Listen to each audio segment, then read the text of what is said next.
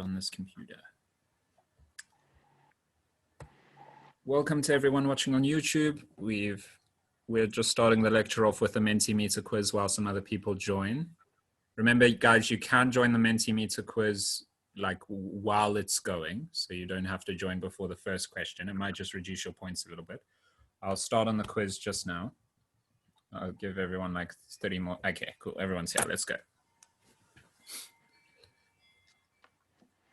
First question. When creating a hyperlink with the HTML A tag, which attribute points to the target URL?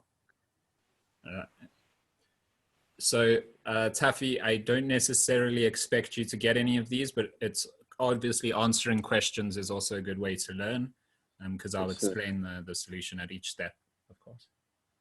Okay.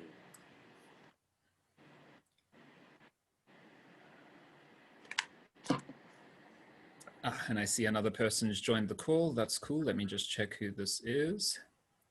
All right, most people got it. That's cool. All right, I think it's Joshua who just joined, Chico. Oh, you saw it. Okay, well, apparently some people didn't see it, Sahan, but it's cool if you caught it. So the HTML A tag is what we're in currently. So it's not the attribute itself. Link, we haven't really learned about the link tag yet, but we will soon, today, in fact. The source attribute is how, well, it might come up later. href stands for hyperlink reference. So if we have a reference to a hyperlink, so just a URL for a website or whatever, we can set the hyperlink reference, href attribute in the A tag to point to that URL. It's easier if you guys, if you haven't seen an example like Taffy, you haven't yet, this will make more sense after you see an actual programming example. Okay. That's the next question.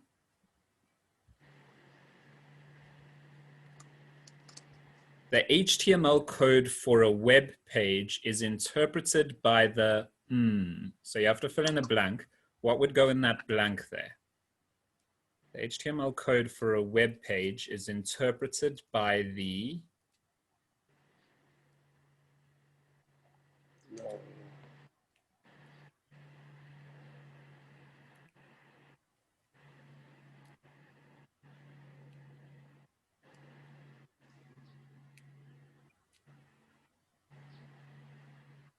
Remember, guys, the details for the Mentimeter quiz is at the top of the slide. So you can see www.menti.com and you type in the code 4666452 and then you'll be able to join the quiz, okay? So you can do that. And you can join mid-quiz, it's no big deal. It just throws you into wherever the rest of the group is.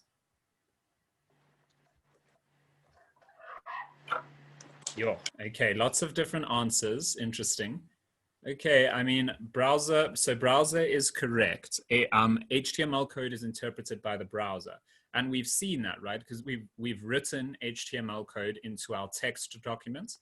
And when we open it in the browser, it renders as a web page. And we'll continue doing that today for those of you who weren't here last week. And also it's obviously on the YouTube video of last week's lecture as well. HTTP stands for Hypertext Transfer Protocol. A protocol is just a set of rules that define how to achieve a specific thing.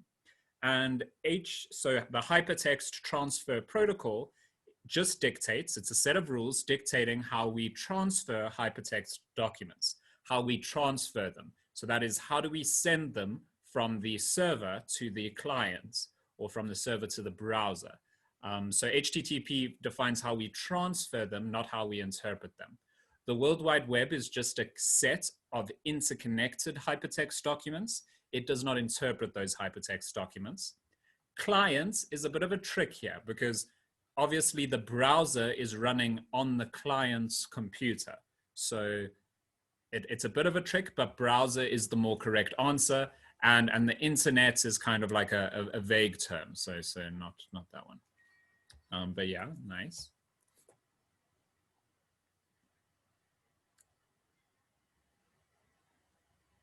when trying to display an image on a web page, which HTML tag should you use? Okay, there is a trick one here. I think some of you might have rushed when you saw the first one. Remember how we did it in our code that we wrote last week in our text file. And be careful about how you answer, okay? Because there is, okay, I'm glad. Most of you got it. That's very cool. Nicely done. So I remember telling you guys last week, you can use the image tag. You can. But notice the question says, should you use? And you should use the IMG tag, okay? Obviously, it's red image tag anyway.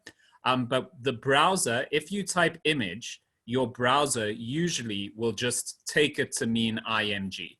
So if you type image, most modern browsers will just interpret it as IMG, but some browsers might break if you use image instead of IMG, okay? So image is the correct answer here, so nicely done for those of you who remembered, and I'm glad none of you fell for any of the tricks. Just to go over them, iframe is how we embed videos usually into a web page, like that YouTube video that we could embed in a web page. The BR tag stands for break, and it's just used to create a line break, so a new line. The div tag we might explore later on, but it's basically just, it's a general tag that you can throw a container, almost a container.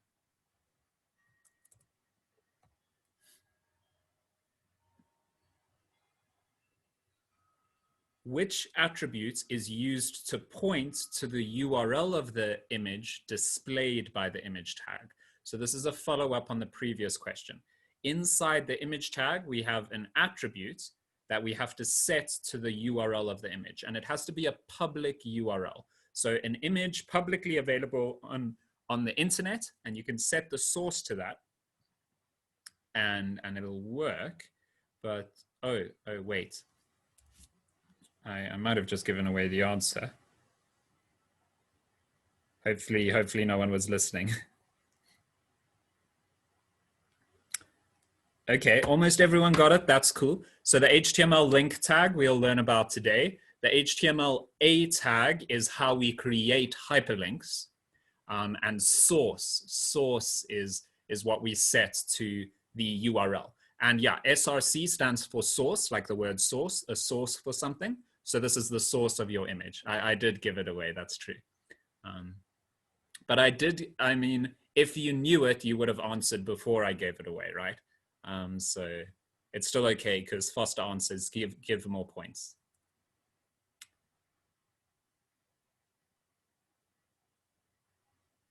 In which HTML tag should I place title, style, fave icon, and meta information? So in which HTML tag would I place all of that stuff?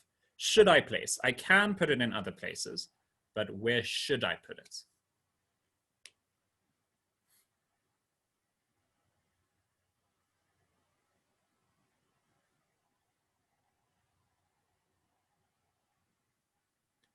And I think this is the last question, and so we can actually get started with the lecture after this.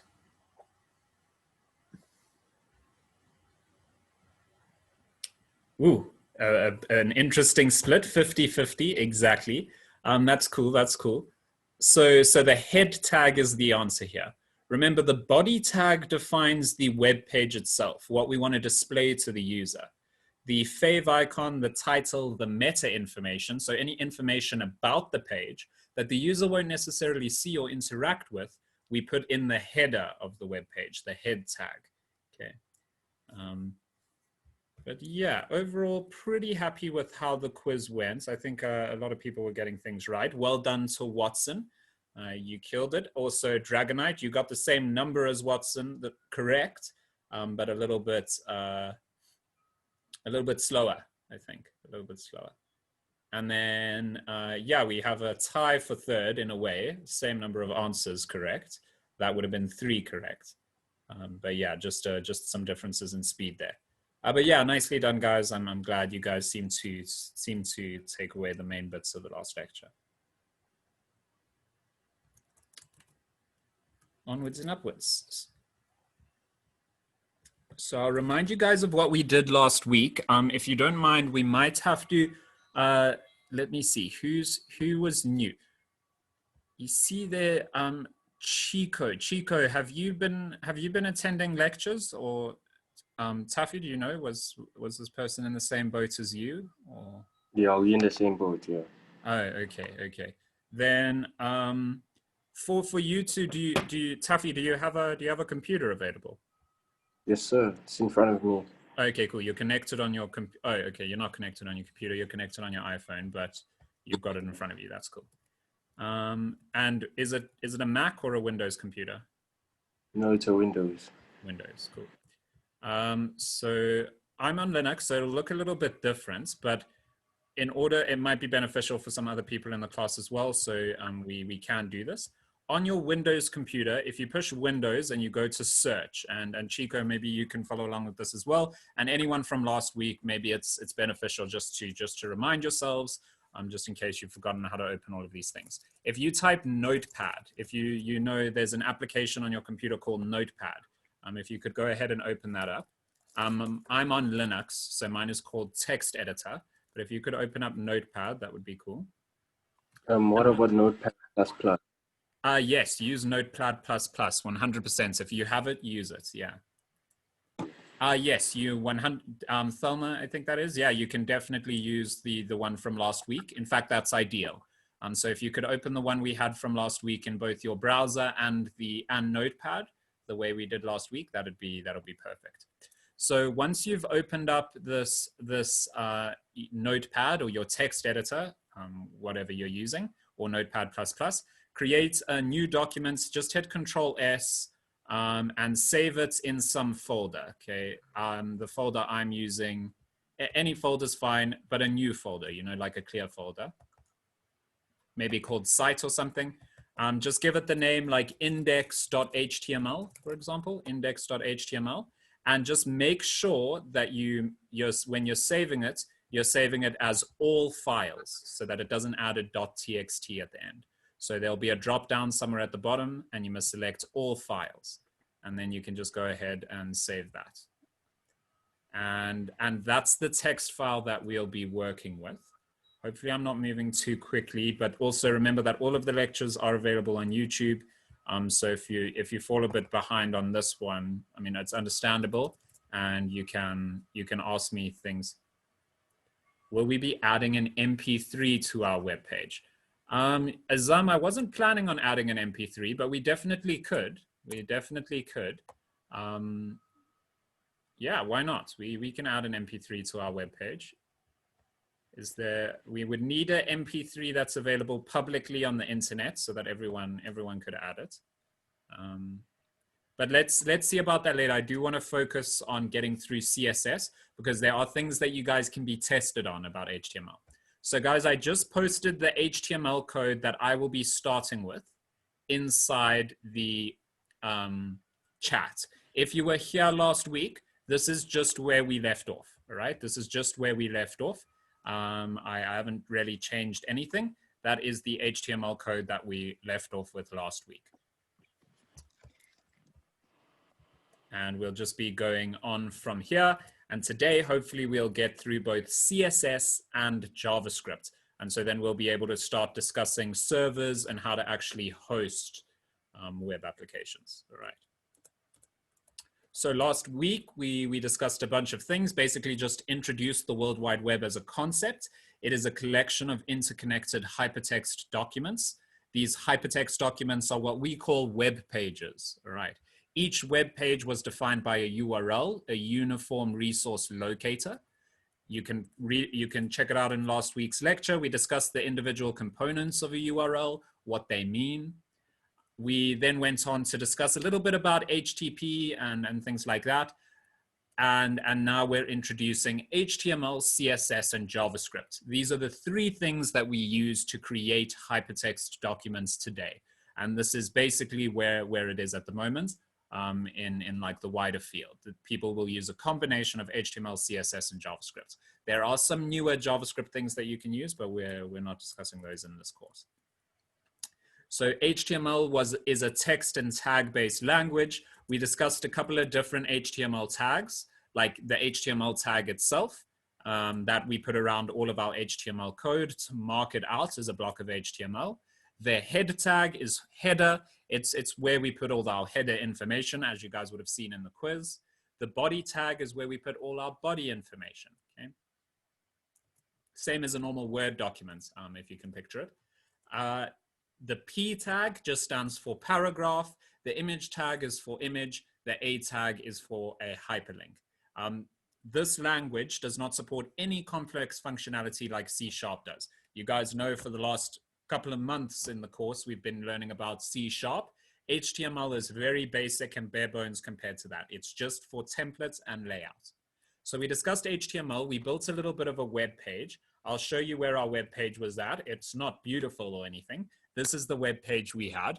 Just defined with basic HTML, we've added one piece of CSS. CSS stands for cascading style sheets. We'll see why that cascading is there in today's lecture. But this is just used for aesthetics. It's an extension for HTML in a way. It is its own language, but some people just refer to it as an HTML specification because it's not really used in any other scenario other than with HTML. It's used for aesthetics, so general style, like fonts, colors, sizes, that kind of thing. Okay, CSS can reference any tag in your HTML, and we'll learn about more of that today. And we said that it was best learned by example. So that is where we left off last week. We had just added a first bit of CSS to our web page to change the background color to light blue. And we had seen two different ways to do this. Okay, so that's what I wanted to remind ourselves. Your Smurf GIF is not opening. Do you have it saved locally on your machine, Saham, or is it on the internet? And otherwise, we can use a... So do you have it saved locally, Saham? Not locally. Okay, I think we might have to go and get a new URL for it, because it's possible that the URL that it was served to you in last time was not permanent. Okay, so that is always possible. So I'm just going to go ahead and open it here. I'm going to say open image in new tab just to get here. And there we go. If you change it to this URL, Saham, it might work. Otherwise, you can use the quick sort GIF from the... Oh, remember, Saham, if you just copied mine up here, mine is referencing my local one. It's saying home/Joshua/desktop. So make sure that the URL you specify is that public URL on the internet. Okay, if you can't get to it, the computer can't get to it. Oh, you copied all the code I pasted in the chat, you mean? Oh, okay. Well, that one was, the GIF in that case was referencing one on my home computer. Tell you what, let me just change this quickly so that anyone else who copies that code, it will work for them. So let me just do that quick. So I'm going to change that to the global URL that's available on the internet and just double check that it works. And it does indeed. Yeah, cool. So guys, if you did copy my code exactly, rather use this one because the GIF will actually work with this one. Okay. And then if you open up this text file in your browser, for those of you who don't know, you can like right click on a document and hit open with other application or open with ... view all applications, and you can select you want this open in your text editor so that you can follow along with the coding, and you can open it in a browser so that you can actually view it. And then each time you edit something, you can hit Control-S to save it and head to the browser and hit Control-R to refresh and get the latest version of the hypertext documents. Okay, hopefully that solves all of our startup pains, all of our startup problems. So I just want to remind you guys about the two ways in which we saw last week that we could edit the background color or edit the CSS of a particular tag. Where we left off, we had just added the style tag to the header of our hypertext documents of our web page here. Okay, so we had just added this style tag to the header of our document. And in it, I typed body, and we opened and closed some curly brackets and set the background color to light blue. So in this scenario, what we did here was we told it the body tag. So this is the name of the tag we were editing, the body. Okay, the body tag. You see the names are the same. If I typed P there, then it would be different. Okay, if I hit P there, you can see it's different. Now only the background of the paragraphs is set to blue. So you guys see the difference. You can change what tag you are modifying. So I could change the image tag's background to blue, just the image tag. So I can change which one I'm modifying by typing the name of the tag over there. So instead of body, you could put whatever tag you wanted. Okay. So we've seen this way now of editing a tag. The other way that we saw was to do it inline. So this is using the style tag. The other way is using inline CSS. So each tag has an attribute called style.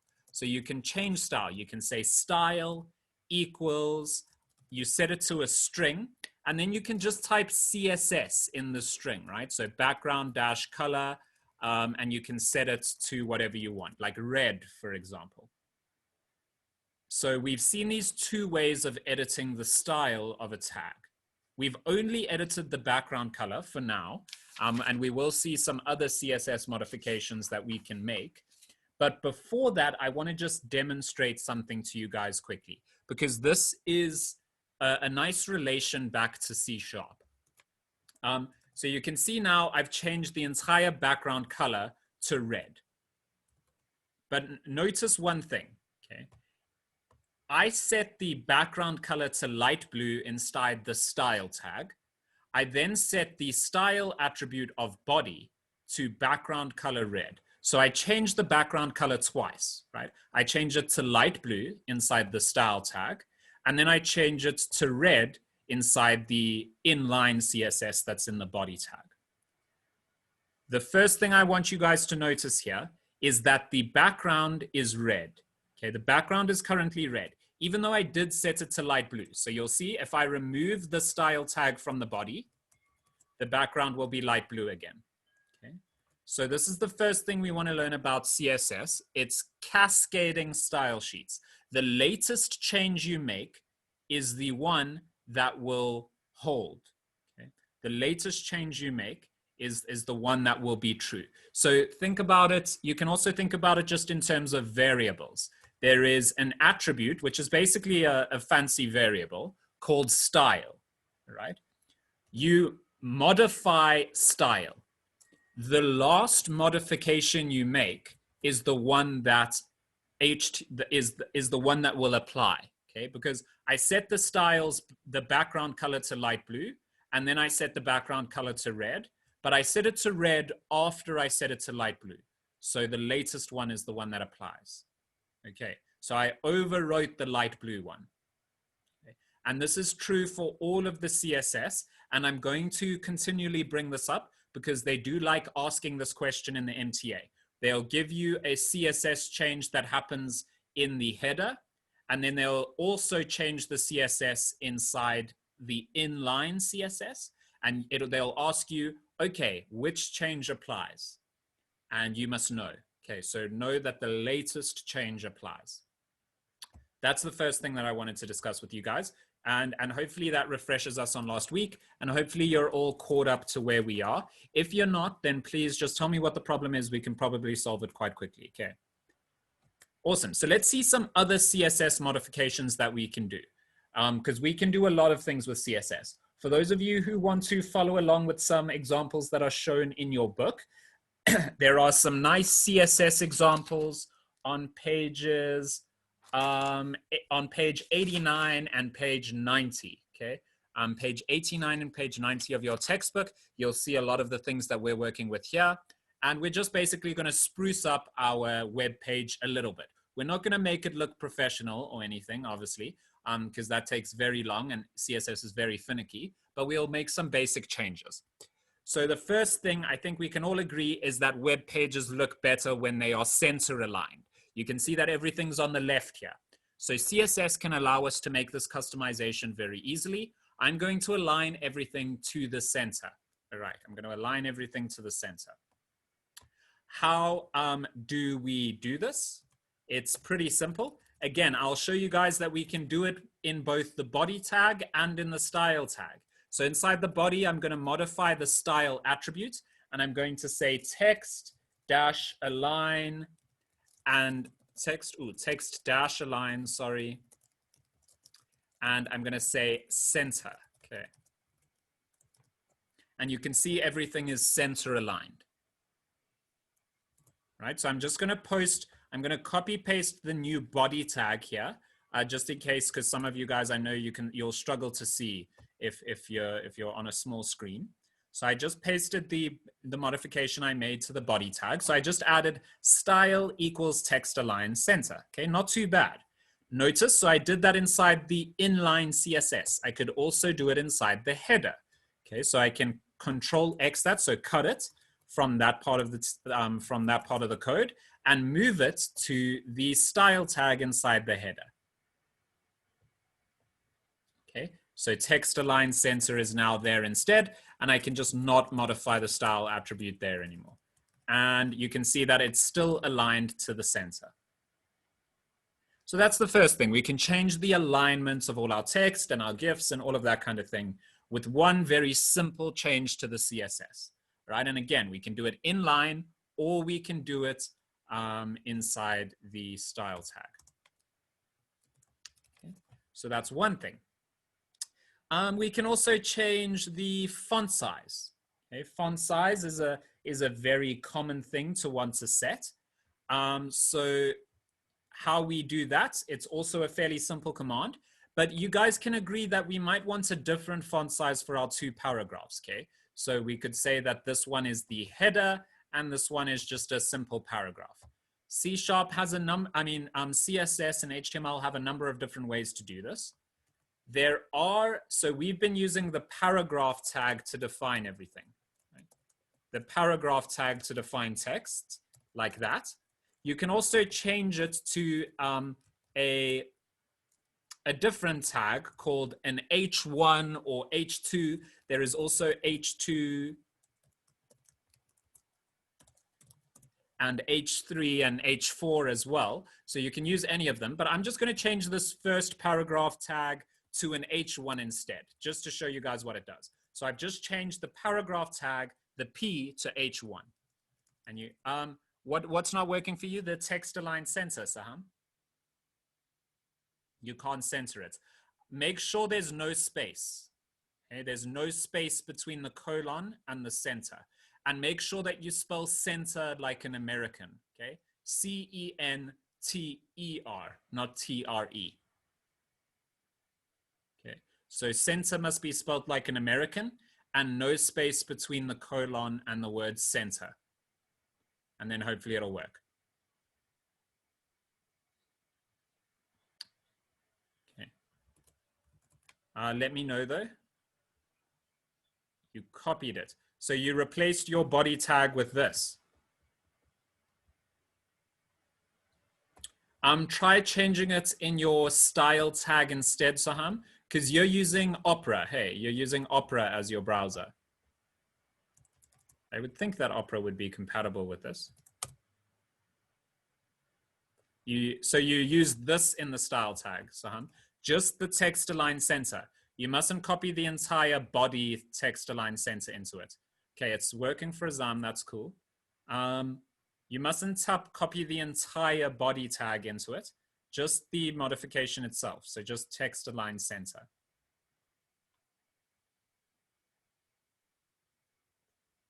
You copied only the part above. So you only copied text align center into the style tag.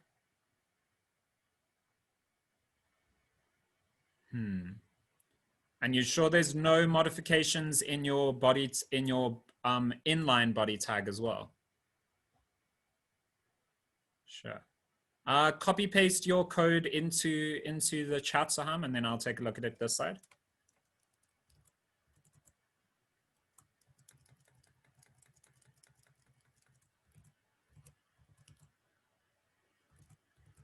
If you can. I don't know if you're accessing on your phone as well or something. Ooh, Okay.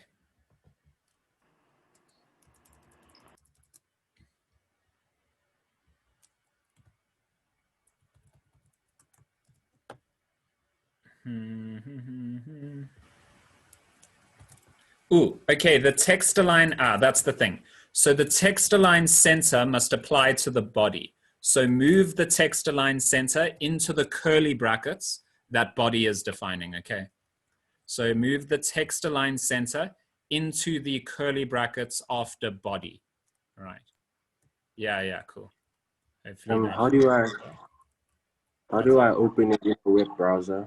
Okay, cool. I'll show you now. So if you go to where the documents is on your computer, so inside Windows Explorer, so inside the file, the folder, and right click on it and hit like open with other application. It might be like open with ... on a Windows computer. And it'll give you a bunch of options. If one of the options is not your browser, you might have to say view other applications or view all other applications, and you'll have to find your browser. And did it work, Taffy? Yes, sir. Fantastic. Awesome. Thank you. No problem, no problem. And yeah, guys, feel free. Always ask. Okay, always ask. I don't mind answering if something's not working for you. Cool. Because I think it's also instructive for other people in the class. Okay, it works for Saham. That's cool. So let's move on. I accidentally refreshed my Google slides. That's great. Hit present again, although we weren't really using them right now. Cool. So we've centered things. Now I just showed you guys you can change the P tag to like H1 or something to change the size, and it's basically just the P tag with different formatting. But we want to be more customizable than that. So we're just going to leave everything as the P tag, and we're going to use CSS to modify it instead of changing the HTML tag. Okay. So how do we do this? Well, it's quite simple, really. Very similar to the other CSS changes that we made. You can set the style attributes of each paragraph tag to be a specific thing. So for example, I'm going to change my font size. So of the first paragraph, I'm going to change the font size to something huge, just so that you guys can see that it changes. So I type font dash size. So I say style equals font dash size, colon. I set the size that I want. So like 44 points. That's huge. So this is ginormous font. You would never use this. And then put a semicolon down. Okay, so I modified that CSS. If I go over to my browser and hit refresh, you can see this font is gigantic now. Okay, so I can modify the font size in this way. I'm going to set it to something more reasonable, like 12 points. And okay, that's too small now. We still want it to be slightly bigger than the previous one. So I'm setting it to 20 points. Okay, there we go. So I've changed the font size of the first paragraph using inline CSS. We have two paragraph tags, right? We have two paragraph tags, the first paragraph tag and the second paragraph tag. What I'm going to show you now is what happens if we do this inside the style tag in our header. So how I would have to do that is I'd have to go to a new line. So after the curly bracket defining the CSS of the body tag, and I'm just going to type the letter P, okay, the letter P. There we go. So I just typed the letter P and then open and close curly brackets. The same as we did with body, except now we're working on the P tag instead of the body tag, right? I'm then just going to copy paste font size 20 points into that P, into the curly brackets after the P tag over there. Okay. So I set font size to 20 points and I'm just removing the style attribute from that from the inline CSS inside the P tag. Okay, so I basically just added this little bit of code to the style. Okay. Oh, sorry, I sent that privately. I'll send it on everyone. Whoops. There we go. So there we go. I just added that little bit of code to the style tag inside the header. Now the difference here is this will now apply to every single P tag. You guys see that? Every single P tag was modified. So we had two P tags, but you can imagine if we had more, they would all now be modified to the font size of 20 points, All right, you guys see that. Hopefully that makes sense to everyone. So if we modify on inline CSS, it only applies to that p tag. It won't apply to everything else. Cool. So that's that. And we can also modify the image tag in the same way. Okay, we can add things to our image. But okay, wait, we'll do that now. But I do want to show you guys some other things. There is also another CSS thing. I want to find a place in your book where you can see it as well. If they use it somewhere.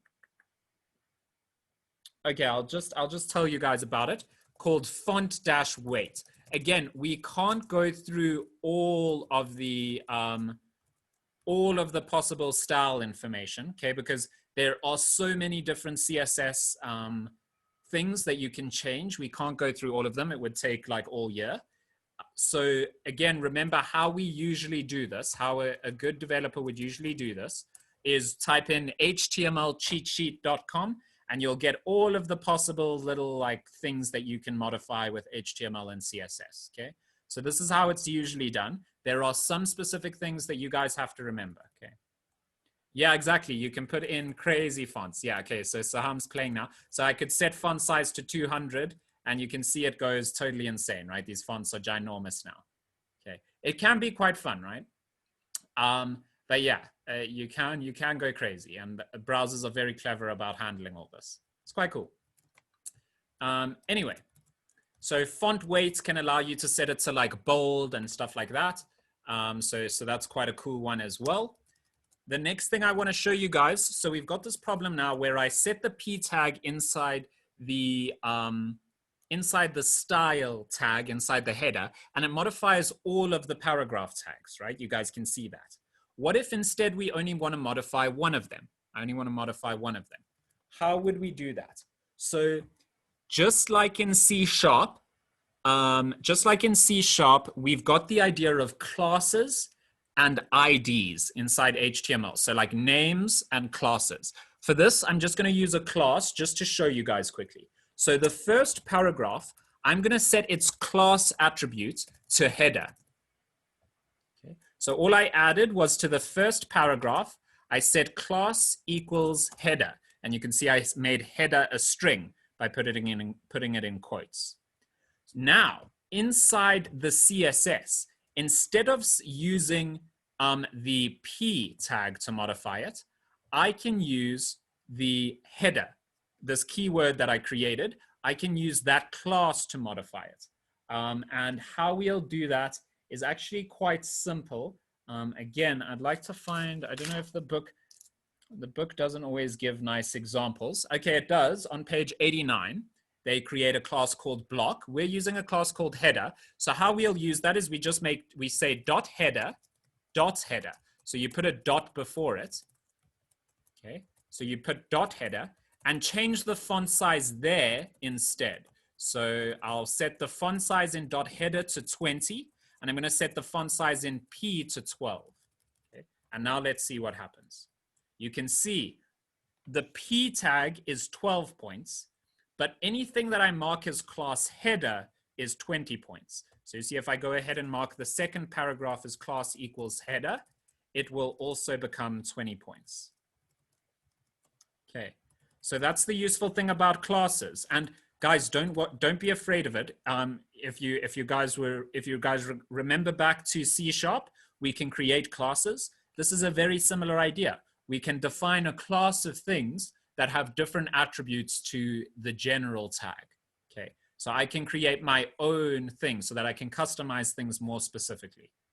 Okay, big thing to remember about CSS, which we'll see again just now actually. So we'll see it again now because I want it to be very clear to you guys. Okay, cool. So we've got a bunch of things now. And you could imagine we could have a really huge style tag. So just before we take a break, I'm going to show you guys this quickly. I know a site, okay, my site has like a huge amount of CSS because I just stole someone's template for online to create it. So you guys will be able to see here. So I hit view page source. This is just on my site. I'm going to go into main.css. And this is the CSS file for just this simple site, like my personal website, super simple. Like it's not too hectic. And you can see how long the CSS is. So I'm scrolling, I'm still scrolling, I'm still scrolling, I'm still scrolling. This is all just CSS. I'm still scrolling. You can see how long this is. It's totally ridiculous, right? You guys see this? Huge amounts of CSS. You can imagine having this in the header of your HTML document would be extremely messy and annoying, right? Actually having to scroll through all of this every time you want to modify your HTML. Okay. So what do?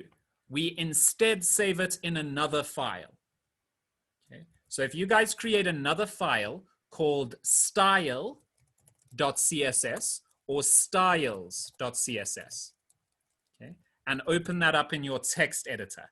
Open that up in a text editor. Like I've got mine open here. For now, it's just a blank document. You can see mine is just a blank document.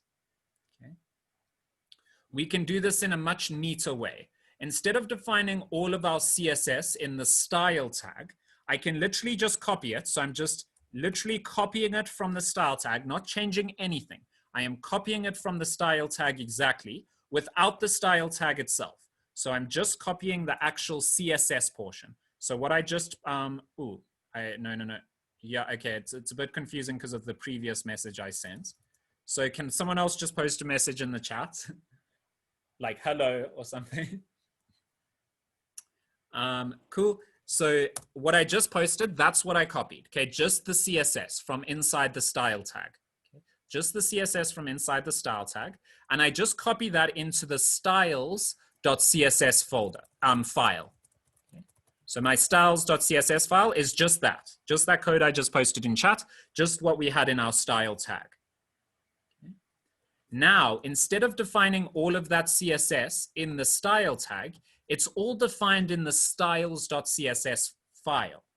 And what I can do is tell the hypertext document, tell HTML, to just go fetch all of the CSS from that file. Okay? And how we do that is the HTML link tag. Link. HTML link tag. It looks like this.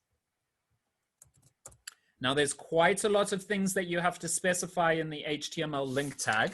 And you can see an example on page 91 of the textbook. But I'm just going to type it here for now. And actually, we don't have to define it in this way. I'll define it how it is in the textbook. So you have to specify 3 attributes when doing this. Okay, 3 attributes when doing this. The attributes are rel, type, and href. We've seen href before. Okay, we have seen href before. We know it stands for hypertext reference. It's a reference to a hypertext document. Okay, so what do we type in rel? We type the word style sheet. Style sheet. In type, we type text-css. Don't worry, I will copy paste this into the chat. So rather just concentrate on what's happening. And href, we just need to point it to the styles.css file, which will just be in, I'm just going to make it, because it's in the same folder. So you can see styles.css is in the same folder as mypage.html. So I don't need the full path, but I will just use the full path so it's clear. Okay. So I right click on the file, hit properties, and I copy paste the entire path to this folder. So I'm just going to copy paste that into the href and then say /styles.css. Okay. Styles.css. And now when I go to this, to my website, you can see that the HTML, the CSS is still defined. And I'm going to show you exactly what's happening here. So inside Google Chrome, you might not be able to do this in your browser, but don't worry about it. You can try it. You can also just right click and hit inspect, probably. Right click and hit inspect or something. But you can push Control-Shift-I. Okay. You can see here that I have mypage.html. And inside mypage.html, we've got that link tag that links to styles.css. And you can see that I've also got the styles.css file there. Okay. So let me just copy paste the link tag into the chat so that you guys can get it. Oh, and I'm just going to change it so that's not pointing to the path on my computer. It's pointing to just the relative path. We might have to just say styles.css perhaps. Yeah, cool.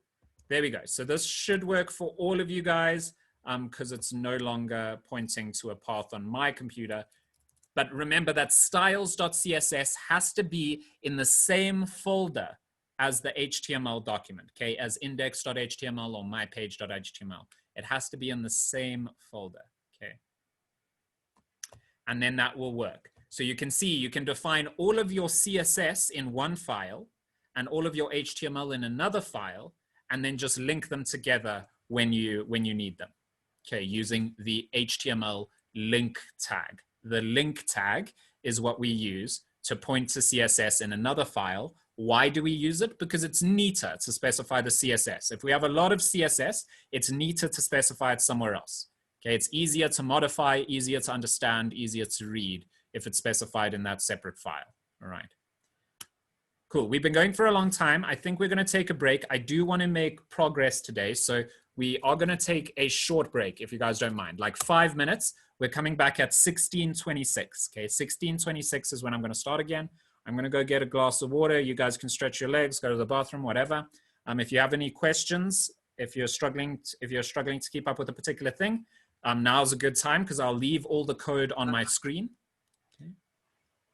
And feel free to post any questions and stuff. I'll also, you know what? I'll copy paste all the code we have so far into the chat. So that's all the code we've got so far. So if you copy paste that into your HTML documents, as long as you've got the styles.css file, then this should work. And you know what? Just below that, I'm also going to post the actual styles.css code there as well. Okay, so there I copy pasted both. Okay, I'm going to go get a glass of water quickly, guys. If you have any questions, post them in the chat now, and I'll answer them as soon as I get back. Okay. Sure.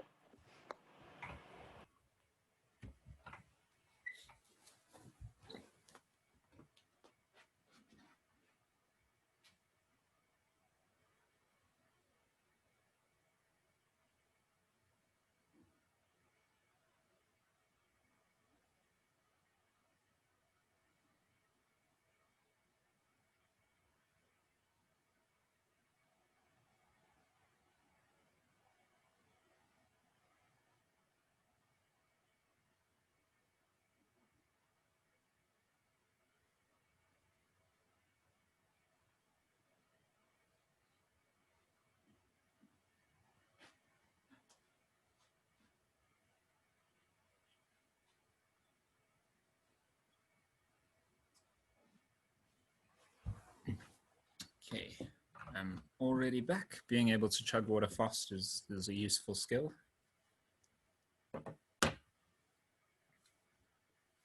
Cool. We're still on break, so you guys don't have to rush or anything. We'll. Can you help me with this? Yeah, sure. What's up? What's going on? Something going I'm on? just struggling how to center center the whole thing. Okay. So you've got the HTML code inside your notepad, right? Yes, yes. Okay, so the GIF is displaying and all of that. Has the background color changed? Yeah, it's light blue. It's light blue. And the font size? No, it hasn't changed. Oh, okay, cool. So are you defining the CSS information? Tell you what, Taffy, can you just post your code inside the chat so that I can just copy paste it and see it that way? Okay, no problem.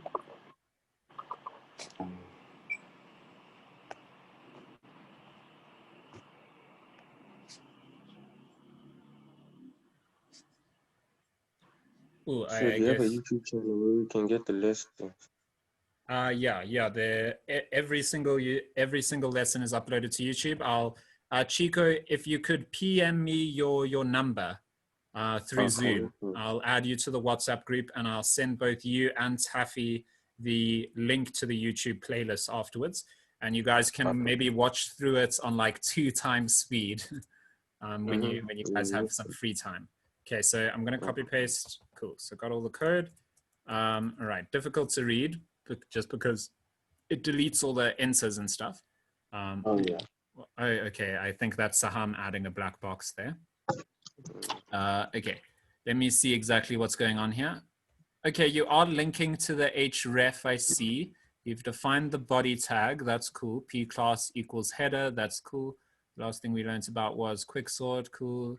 Okay, that seems all fine. Then the only thing I could think, Taffy, could you also send me your styles.css code, your styles.css code?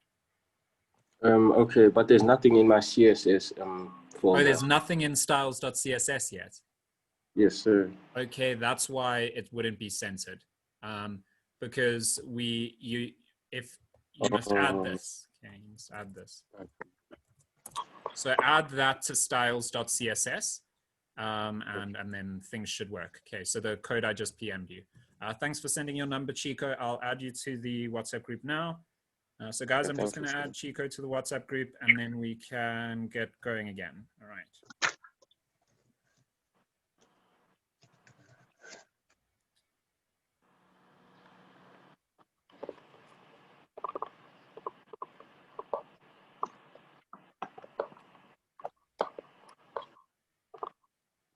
Yeah, I can imagine, Saham, you guys have had it pretty, yeah, this year's students have had it pretty tough, I think.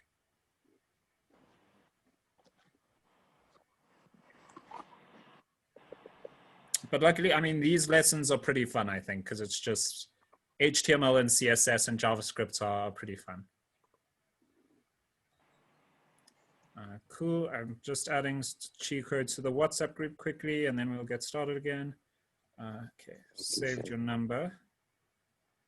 And yeah, Chico, I told Taffy, I don't know if you heard, do feel free, like while you're watching the lectures, if you're having trouble with anything, feel free to WhatsApp me privately or on the WhatsApp group, because your questions can probably help other students as well.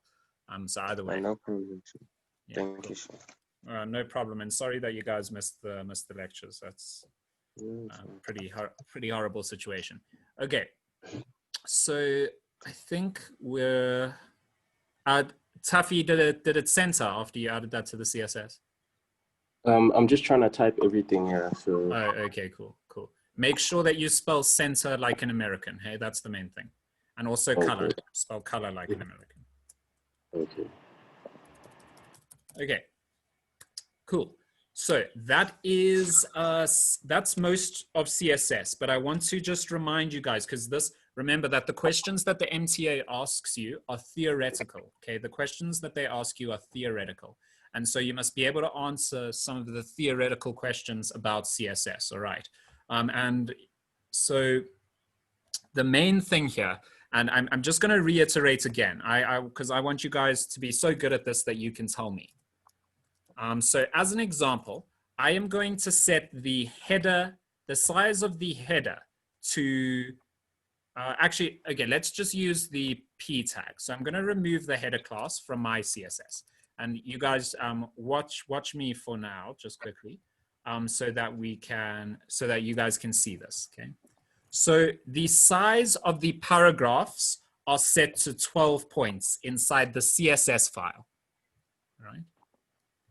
I am then going to change it in the inline styles. So the first paragraph, I'm going to change its style. Okay, style equals font dash size. I'm going to change it so it's set to 20 points, 12 points inside the paragraph tag. I'm going to set it to like something very different, so 50 points inside the P tag. Okay.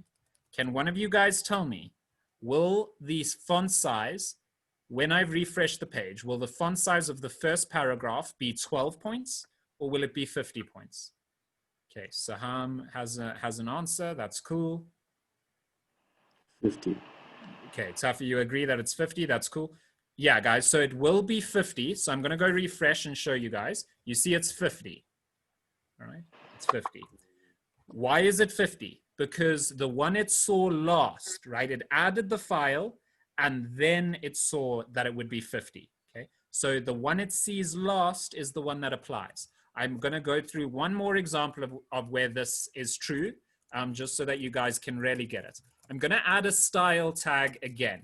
And inside the style tag,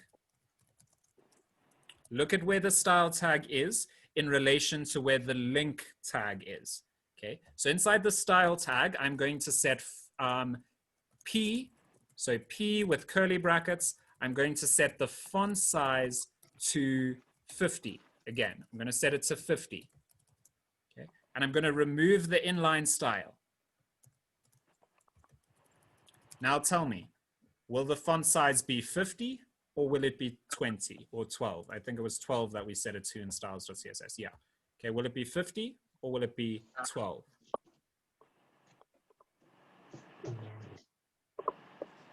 Okay, so Ham says 50 again, and that's a good intuition. And you guys must understand this, all right? Because the link tag comes before the style tag. So what did CSS, what did HTML see second? It sees the 50 second. Judson agrees, that's great. Okay, it sees the 50 second. And so when I save this and go ahead and refresh, you can see that both of them are 50. Now let's apply the same logic again. I'm going to move the style tag before the link tag. Okay, so the style tag now comes before the link tag. What do you guys think? 12 or 50? 12. Okay, now we say 12, and good. Okay, I think you guys get the idea now. The one it sees first is, the one it sees first is the 50 this time. And so it's overwritten when it sees the 12 inside the CSS file.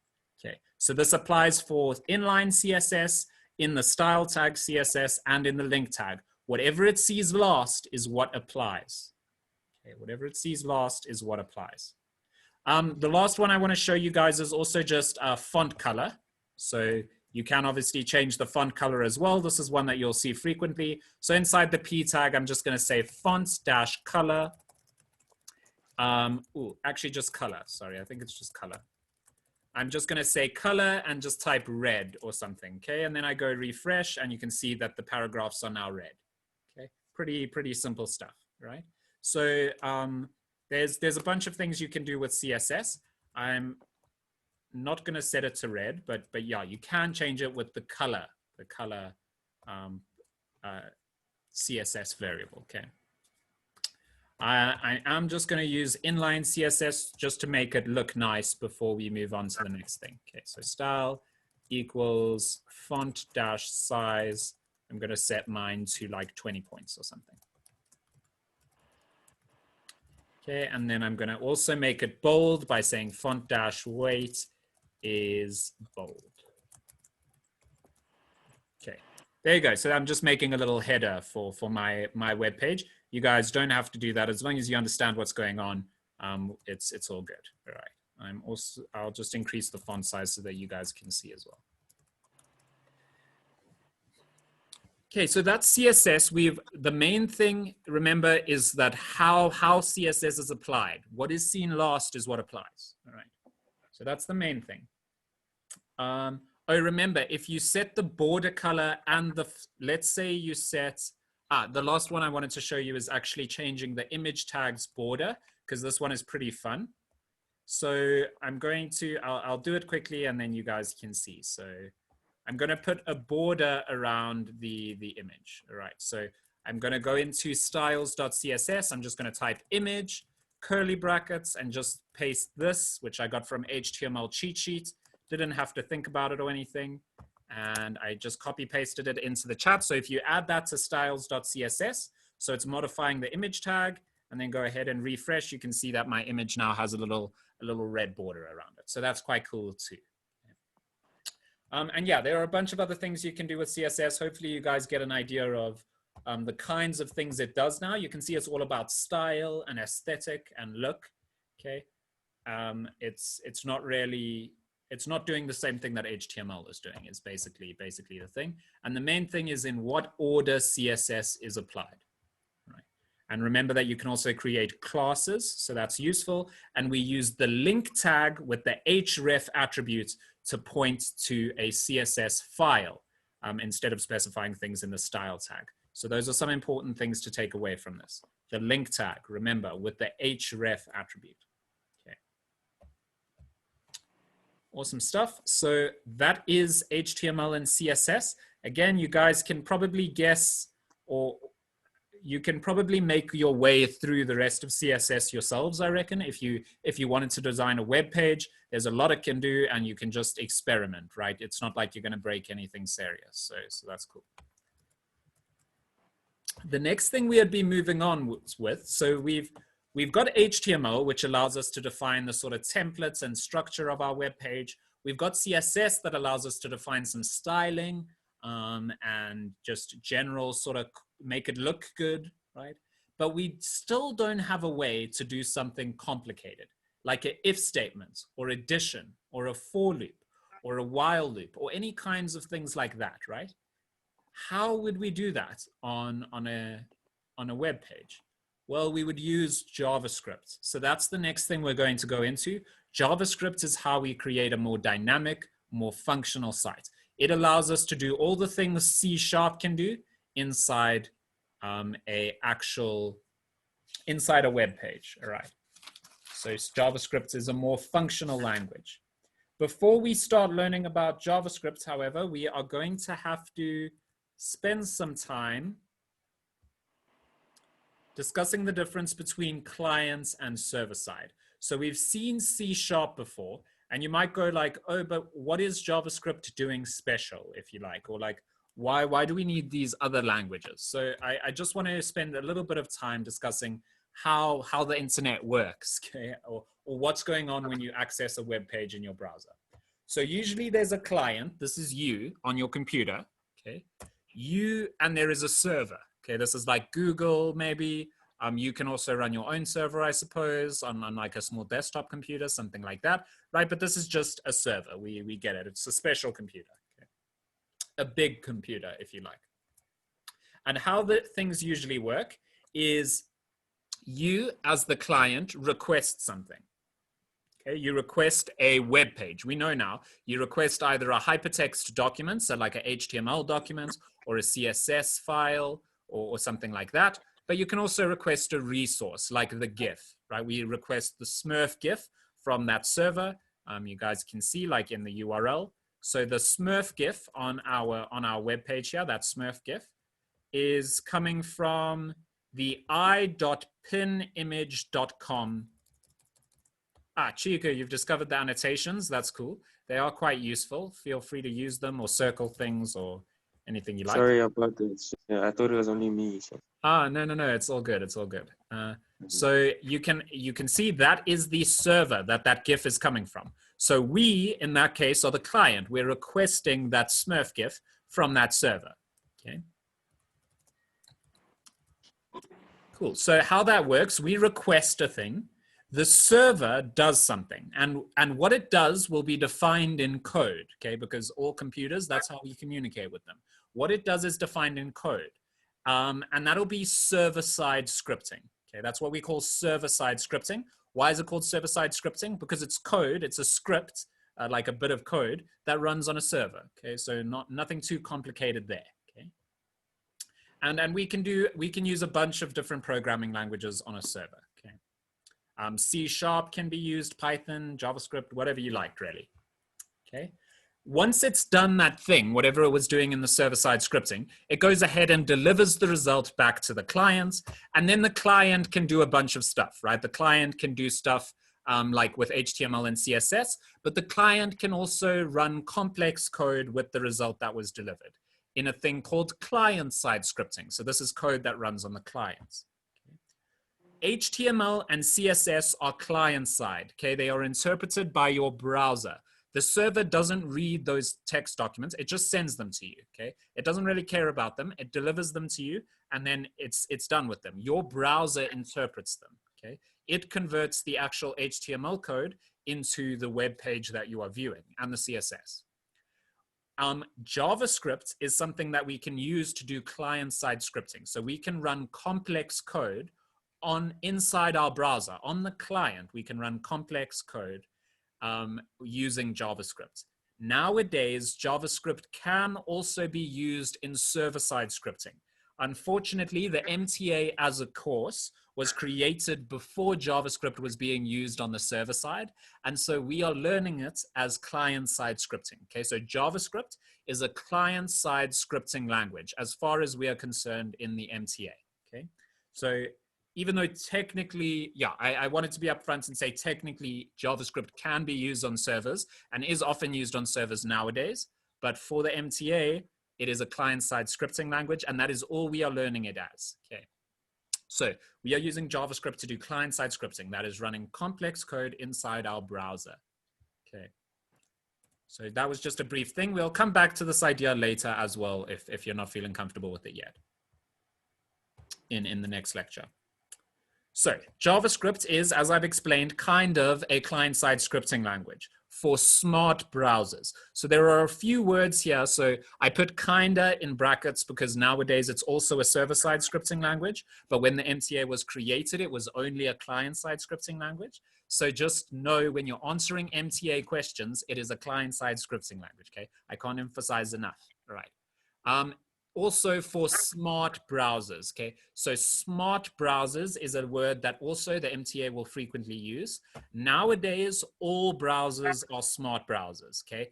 Any browser that you have installed nowadays, unless for some reason you're still using like Internet Explorer 6 or something, basically every browser that you could possibly have on your computer at the moment is a smart browser. Like this distinction no longer exists, but there were like once upon a time, browsers that didn't understand JavaScript. So like newer browsers like Mozilla and Chrome understood JavaScript, but Internet Explorer didn't know JavaScript yet.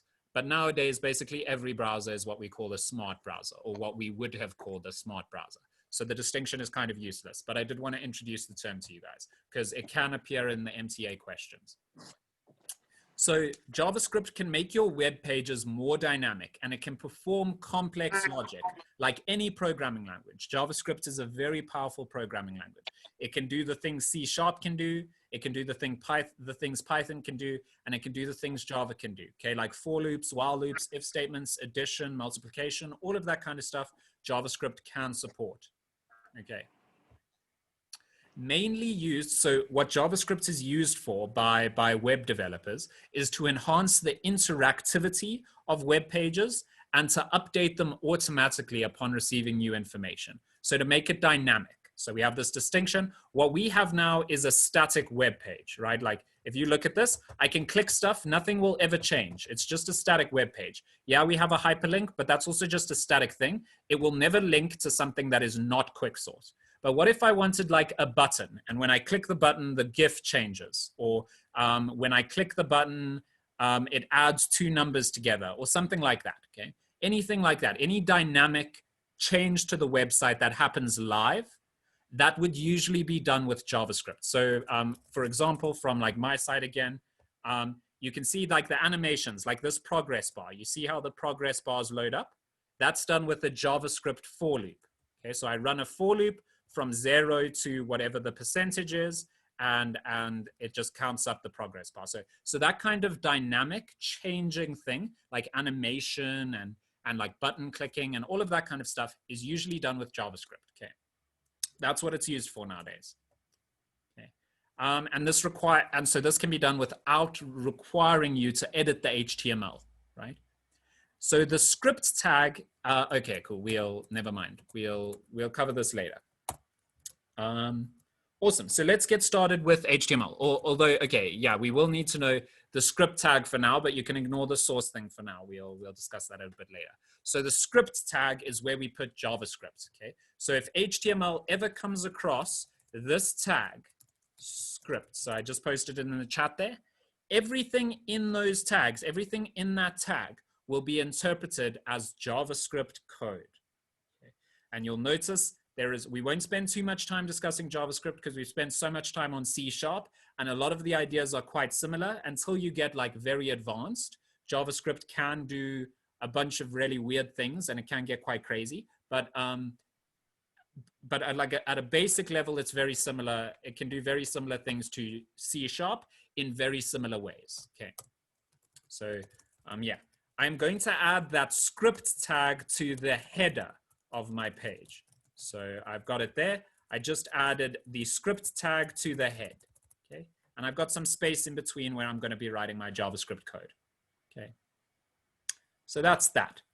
I'm inside the script tag. Oh, actually for now, so I just want to show you guys a first bit of JavaScript. I'm not going to put the script tag inside the head, okay? After the image, so after the image tag, I'm going to put the script tag there. And inside it, I'm just going to say documents.write. And I'm just going to print out hello from JS, okay, with a little exclamation point afterwards, because JavaScript is excited to see us, okay? And you can see there, I get it to print out hello from JS, hello from JS. You guys see that there? Hello from JS. So that is JavaScript running in our web page. And you can see document.write is very similar to console.write. Right? You guys see that. Document.write is very similar to console.write, same idea. Okay. Document.write, hello from JS. Okay. So I've just added that little bit to the script there. So you can put script tags inside the body like that, but usually we want to be neat about things. And so I'm going to put the script tag inside the header of my page, okay? So that I define everything, all of my JavaScript at the beginning. As soon as the code starts running, it'll define all of this JS stuff, okay? Cool. So I put the script tag inside the header. There we go. Now, in this script tag, I can define a bunch of functions, all right? Actually, let's do a quick, you guys can type in the chat if you're interested in casting a vote. Do you guys think we should be doing, do you guys want to do a calculator in JavaScript, like a simple calculator? Or do you guys want to do a place where you type in your username and we check if it's above a length, I don't know, like a username validation or something? Calculator. Calculators are fun. Yeah, I would also vote calculator probably. But that kind of biases the vote now that I've told you guys that. But yeah, sure. Let's just create like a simple calculator. Okay, we'll create a simple JS calculator to show you guys the kind of thing that JavaScript can do. Okay, yeah, all of you guys are voting. I might have biased the votes a little bit, but that's fine. It's fine. Okay, cool. So we are going to first, I think let's define a, okay, we're going to define a button.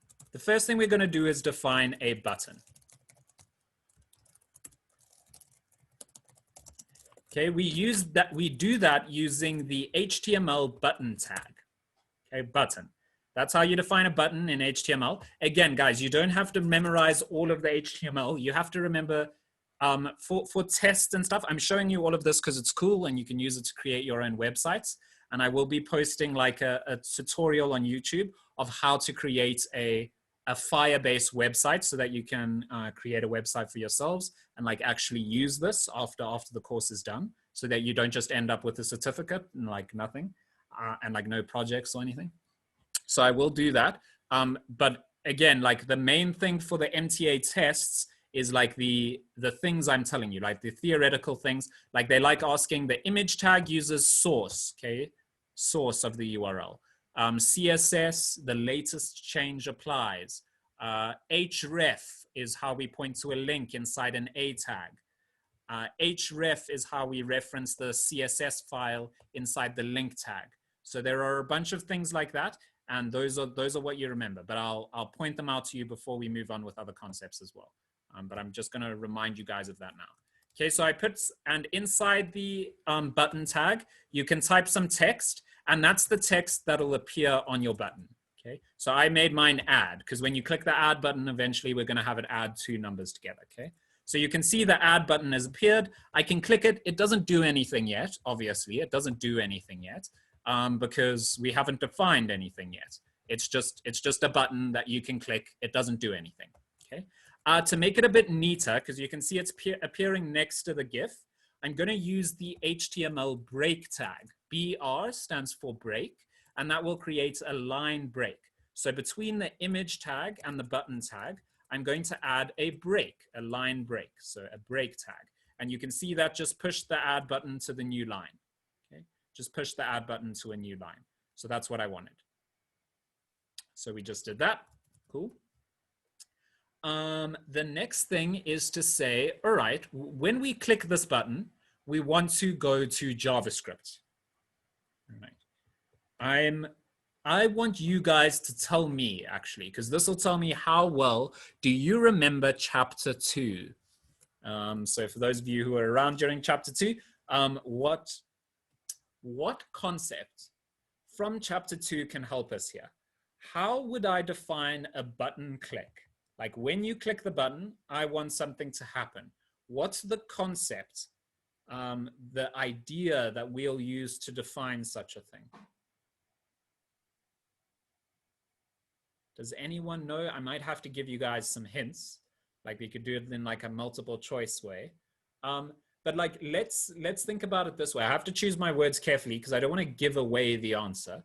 But like when the button is clicked, something must happen, right? We must announce that the button has been clicked. Like the button is clicked, something has occurred, and this means something else must happen. How do we define that concept in code? Saham, on point, good stuff. Events and delegates, that's correct. So in this case, we don't have to define the event ourselves, but it is the concept that it's using. So I wanted to draw this relation to you. Do you guys remember? So when we were learning about events and delegates, we created that thing for a video uploader, right? And there was this idea that when you upload a video, you say on uploaded. So like on uploaded is the event that must occur when something is uploaded. We called it on uploaded. And I told you that was the standard way of naming events. Inside the button, the HTML button, there is a attribute called onClick. OnClick. Okay. So it'll look something like this. OnClick, that's the attribute. So you can set that to a JavaScript function. And you see it's called onClick. This is an event. On the click event, we are going to do something. And what we are going to do is call a JavaScript function. Now, in HTML, we call them, in C#, we called them methods, right? We have this idea of methods, like the main method, and we could create all of our own methods. You guys have seen this 100 times by now. In JavaScript, there are also methods in a way. They're just called functions, okay? So you just type the word function. You give your function a name. So I'm going to call mine add numbers, okay? Add numbers. I'm going to call my function that. You open this curly bracket over here. You open this normal bracket over here and you open curly brackets. So it looks very similar. Hopefully you guys can see this looks very similar to a C# method. Okay? Very similar to a C# method, right? Function, add numbers, normal brackets, some curly brackets, okay? Looks very similar, right? Hopefully you guys can agree. So I'm gonna say onClick, and I'm gonna set it equal to, that attribute equal to add numbers. Okay. So let me copy add numbers. So I'm gonna just copy paste that. That's what my button looks like now. Okay. The function for now, just to show you the guys that it's working, is just gonna say document.write, and it's just gonna print out the method has run. The method has run, okay? I'm gonna go ahead and refresh, and I'm gonna click the add button, and bam, our page changes, and what does this print out? It prints out the method has run, exclamation point. The method has run. That's exactly what I typed. So what does this mean? When I click the add button, oh, sorry about that, I went to the quick sort. When I click the add button, it goes to that method called add numbers. So this event is now working. The event occurs. Okay. So I'll just copy paste what's going on here. So I've added the script tag to my header. Okay. And I've added this button tag to the body. Okay. So it starts at, so remember there's a lot of code there like all lined up because there hasn't been any other chat. But yeah, the script to the / script is what I added to the head, And then I just added the button tag to the body. So yeah, guys, let me make sure that you get to that point.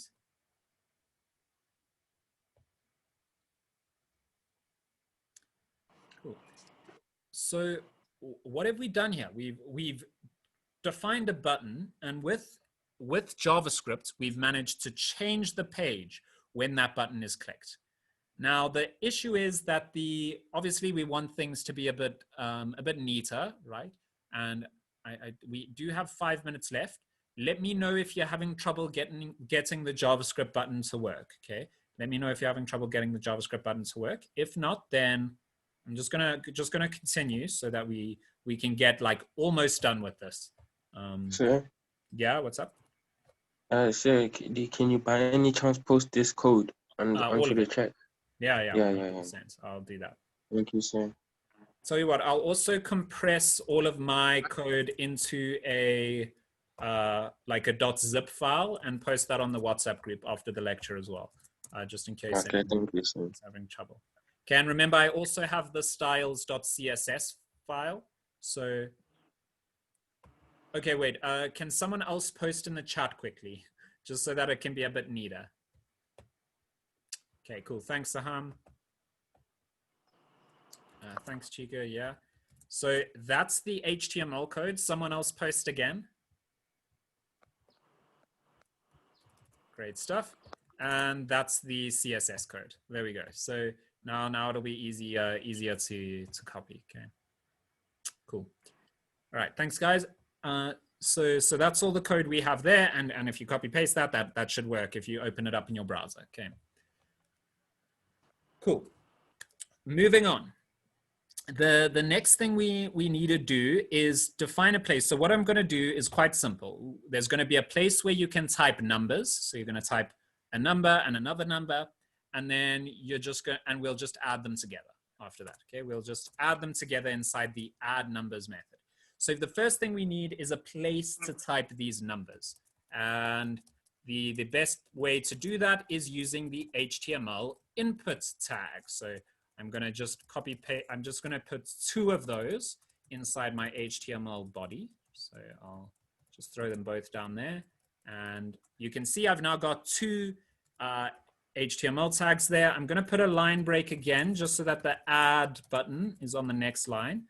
Just, concerned about some formatting.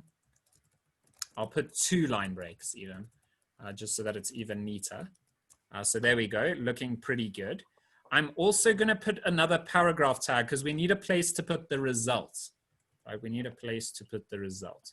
So just before the inputs, I'm going to put a P tag over here that says results. Okay, so that's what we've got. Okay, there's a place to type 2 numbers, and then there's a paragraph tag called result. And when you click the add button, we're going to take the number that was typed in the left input and the number that's typed in the right one and add them together. Okay, that's what we're going to do using JavaScript. What we need is essentially to be able to read what we type here. So we're able to type in these 2 little input boxes, and we need to be able to read what is typed by the user into those 2 little input boxes. And so what we're going to use is essentially variables. Each tag in HTML can be given an ID that uniquely identifies it. So I'm going to set the inputs in the first input tag to be number 1, and the second input tag to have the ID number 2. These are basically variable names, guys. Variable names in C#, it's the same idea. You can set the ID to some unique name, and an HTML will treat that as, when you say number 2, it's going to jump over to this input tag. Okay, and JavaScript is able to look at it as well. So let me just again copy paste all of the code I have here into. I'm just going to hit the letter A a few times. There we go. So you can stop copying when you get to the letter A. There we go. Got so quite a bit of code there now. But that's defining this site so far. Okay. But now when you hit the add button, the method doesn't add the 2 numbers together. It just prints out the method has run. So we're going to stop printing that out. And we're going to go ahead and program a quick function in actually, you know what, we are approaching 5 o'clock, and I know you guys have had a long day, so I'll call it there. I don't want to use too much of your extra time. I know you guys have had a long day with school and stuff, so I think let's call it there for today. I'll post the link to the YouTube video and the YouTube playlist and all of the slides, so just so that Taffy and Chico can get them as well. So I'll post all of that stuff after, like right now, basically, after the lecture. So yeah, we'll call it there for today, guys. I must just remember to add everyone who came a bit late to the register. So yeah, thank you everyone for coming. And yeah, thank you Azam, thank you Saham. Cheers, guys. Cheers. Thank you so much. Cheers, Chico. Thanks for coming. Sorry about the fact that you guys missed so much. Thank you, Ria. Thanks for coming. And yeah, hopefully I'll do my best to help you guys catch up. Thank you, sir. Enjoy the day. Enjoy the rest of your day, sir. Yeah, you too. You too. Thank you. Thank you. Cool. Cheers, everyone. Again, feel free to WhatsApp me if you have any questions and stuff. Yeah, thank you, Sachin. Cheers, guys. I'll upload the videos and stuff as well. Cool. Bye-bye.